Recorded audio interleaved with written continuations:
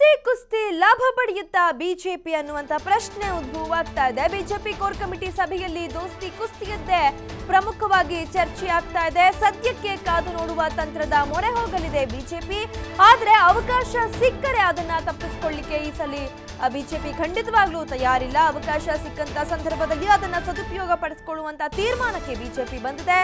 ಎರಡು ಪಕ್ಷಗಳ ಮೇಲೆ ಮಾತಿನ ದಾಳಿಗೆ ಕೂಡ ಬೀಳದು ಬ್ರೇಕ್ ಅನ್ನುವಂಥದ್ದು. ಎರಡೂ ಪಕ್ಷಗಳ ಮೇಲೆ ಮಾತಿನ ದಾಳಿ ಹೀಗೆ ಮುಂದುವರಿಯುತ್ತೆ. ರಾಷ್ಟ್ರೀಯ ನಾಯಕರ ಗಮನಕ್ಕೆ ಪ್ರತಿ ಬೆಳವಣಿಗೆಯ ಬಗ್ಗೆ ಇಂಚಿಂಚು ಮಾಹಿತಿಯನ್ನ ಅಪ್ಡೇಟ್ ಮಾಡ್ತಾ ಇದ್ದಾರೆ. ಒಮ್ಮತದ ನಿರ್ಧಾರವನ್ನ ಬಿಜೆಪಿ ನಾಯಕರು ತೆಗೆದುಕೊಂಡಿದ್ದಾರೆ. ಯಾಕಂತಂದ್ರೆ ಈಗಾಗಲೇ ಅಮಿತ್ ಶಾ ಅವರ ಸ್ಟ್ರಿಕ್ಟ್ ಇನ್ಸ್ಟ್ರಕ್ಷನ್ಸ್ ಕೂಡ ಇರುವಂಥದ್ದು. ಯಾವುದೇ ಕಾರಣಕ್ಕೂ ಮೈತ್ರಿ ಒಂದು ಸರ್ಕಾರ ಏನಿದೆ, ಸಮ್ಮಿಶ್ರ ಸರ್ಕಾರವನ್ನು ಅಸ್ಥಿರಗೊಳಿಸುವಂಥ ಒಂದು ಪ್ರಯತ್ನ ಬೇಡ.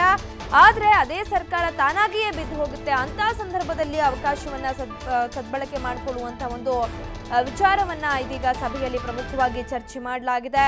ಒಟ್ಟಾರೆಯಾಗಿ ಒಮ್ಮತದ ನಿರ್ಧಾರವನ್ನ ಬಿಜೆಪಿ ನಾಯಕರು ತೆಗೆದುಕೊಂಡಿದ್ದಾರೆ. ಹಾಗಾಗಿ ಪ್ರಮುಖವಾಗಿ ಅಂದ್ರೆ ಇಲ್ಲಿ ದೋಸ್ತಿ ಸರ್ಕಾರದ ನಡುವೆ ಇರುವಂತಹ ವೈಮನಸ್ಸಾಗಿರಬಹುದು, ದೋಸ್ತಿ ಸರ್ಕಾರದಲ್ಲಿರುವಂತಹ ಒಂದು ಹಗ್ಗ ಜಗ್ಗಾಟಗಳಾಗಿರಬಹುದು, ದೋಸ್ತಿ ಸರ್ಕಾರದಲ್ಲಿ ಕೇಳಿ ಬರ್ತಾ ಇರುವಂತಹ ಅಸಮಾಧಾನ ಆಗಿರಬಹುದು, ಇದೆಲ್ಲದರ ಲಾಭ ಪಡೆಯುವತ್ತ ಬಿಜೆಪಿ ಕೂಡ ಗಮನವನ್ನ ಹರಿಸ್ತಾ ಇದೆ. ಈ ನಿಟ್ಟಿನಲ್ಲಿ ಇವತ್ತು ಕೋರ್ ಕಮಿಟಿ ಸಭೆಯಲ್ಲಿ ಚರ್ಚೆಯನ್ನ ಕೂಡ ಮಾಡಲಾಗಿದೆ. ಪ್ರಮುಖವಾಗಿ ದೋಸ್ತಿ ಕುಸ್ತಿಯದ್ದೇ ಇವತ್ತಿನ ಈ ಒಂದು ಸಭೆಯಲ್ಲಿ ಚರ್ಚೆ ಆಗಿದೆ.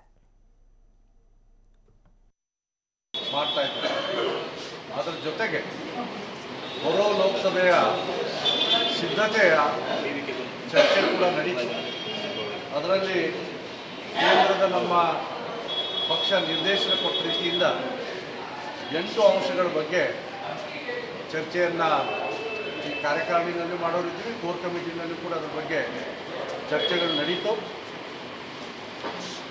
ಅದು ಸಂಪರ್ಕ ಅಭಿಯಾನ ಆಗಿರ್ಬೋದು, ಬೈಕ್ ರ್ಯಾಲಿಗಳಿರ್ಬೋದು, ಫಲಾನುಭವಿಗಳ ಸಮಾವೇಶಗಳಿರ್ಬೋದು, ಗ್ರಾಮ ಸಭೆಗಳಿರ್ಬೋದು, ಸ್ವಚ್ಛತಾ ಅಭಿಯಾನ ಇರ್ಬೋದು, ಹಿರಿಯ ನಾಗರಿಕರ ಸಮಾವೇಶಗಳು, ಈ ರೀತಿ 8 ಅಂಶಗಳ ಕಾರ್ಯಕ್ರಮವನ್ನು ಈ ಒಂದು ಕಾರ್ಯಕಾರಿಣಿನಲ್ಲಿ ಮುಂದಿನ ದಿನಗಳಲ್ಲಿ ಏನು ಚಟುವಟಿಕೆ ಮಾಡಬೇಕನ್ನುವಂಥ ಅಂತಿಮ ರೂಪವನ್ನು ಕಾರ್ಯಕಾರಿಣಿನಲ್ಲಿ ನಾವು ಕೊಡೋರಿದ್ದೇವೆ.